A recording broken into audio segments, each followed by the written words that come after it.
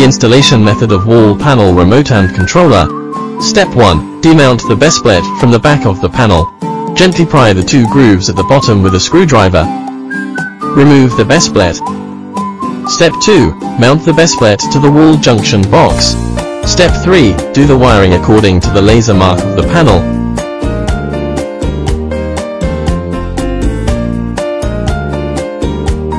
No need to connect the signal wires when the panel is used as a remote control.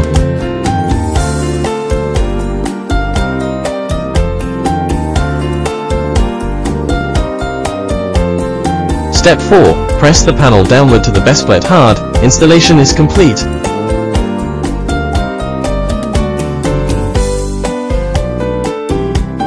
Method of removing panels from walls.